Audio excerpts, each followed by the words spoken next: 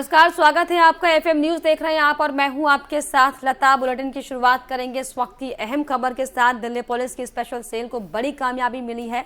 Narco terror पर लगातार काम करते हुए कंटेनर में भरे हेरोइन की एक बड़ी खेप मुंबई के जवाहरलाल नेहरू पोर्ट से बरामद किया गया है। इस 345 किलो हेरोइन की कीमत में आपको बताएं कि 1725 करोड़ रुपए की इसकी लागत है, इसकी कीमत है। और इसके बारे में उन दो अफगानी नागरिकों से ही पता लगा कि जिन्हें 6 सितंबर को दिल्ली के कालिंदी कुंज इलाके से गिरफ्तार किया गया था। स्पेशल सेल के स्पेशल कमिश्नर HGS धालीवाल ने बताया कि हेरोइन की एक खेप 21 जून 2021 से मुंबई के जवाहर नेहरू पोर्ट पर खड़े कंटेनर में थी। किसी भी एजेंसी को इसके बारे में कोई जानकारी नहीं थी।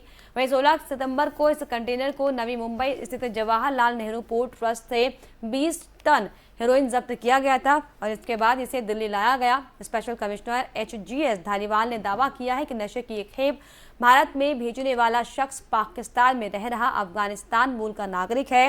इस हेरोइन के पीछे अफगानिस्तानी कंपनियां हैं जिसने कि दुबई के वास्ते से इस कंसाइनमेंट को भिजवाया था और इसके तार नार्को टेरर से जुड़े हुए बताए जा रहे हैं, लेकिन फिलहाल मामले की जांच की जा रही है।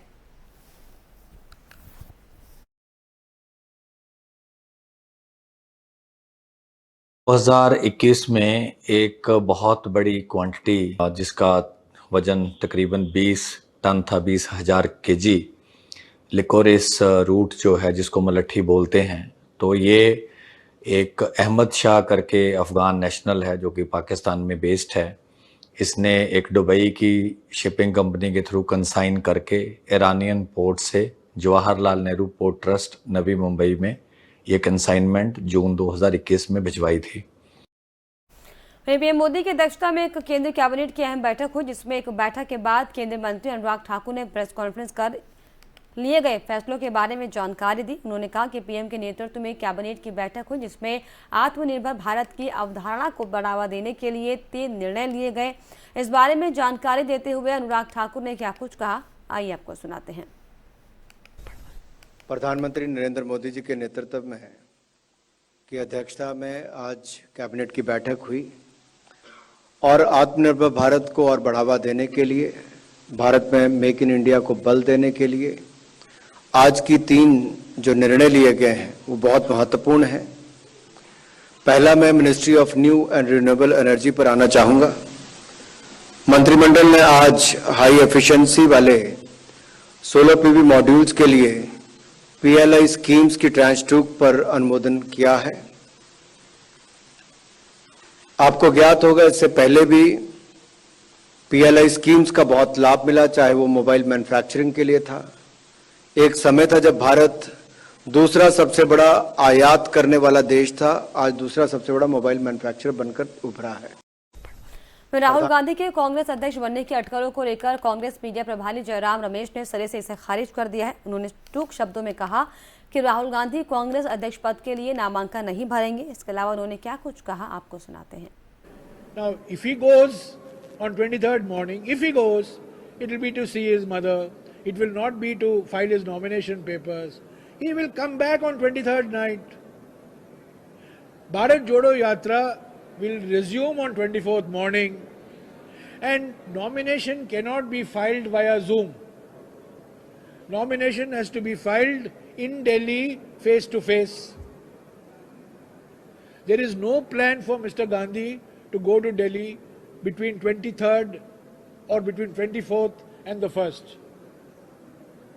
So I have answered your question as honestly as I can.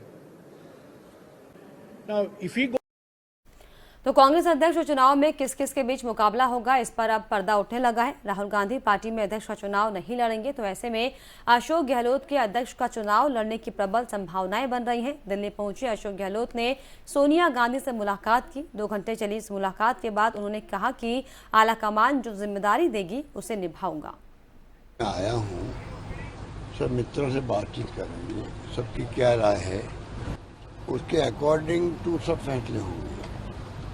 इसलिए मैं अभी आते जो क्या कह सकता हूँ, इतना ही कह सकता हूँ कि जो कांग्रेस वर्तमान हालात में हम लोग चल रहे हैं उसमें एक तरफ राहुल गांधी जी यात्रा कर रहे हैं, उस यात्रा से भारतीय जनता पार्टी में बेचैनी पैदा हो रही है। जो मुद्दे उन्होंने उठाए हैं महंगाई और बेरोजगारी के अलावा भी देश के अंदर जो हालात बने हुए हैं उसको लेके पूरा मुल्क चिंतित है और देश को कांग्रेस मजबूत कैसे हो ये अब देशवासियों को चिंता होने लग गई है कि कांग्रेस प्रतिपक्ष के रूप में मजबूत होनी चाहिए पार्टी और उनका इरादा है कांग्रेस मुक्त भारत की बात करने का। इसलिए उस माहौल में हम लोग चल रहे हैं। तो हम लोगों के लिए जो फैसले करेंगे वो फैसले करेंगे कि हमारे हर फैसले से कांग्रेस मजबूत हो। ये मेरा देह है।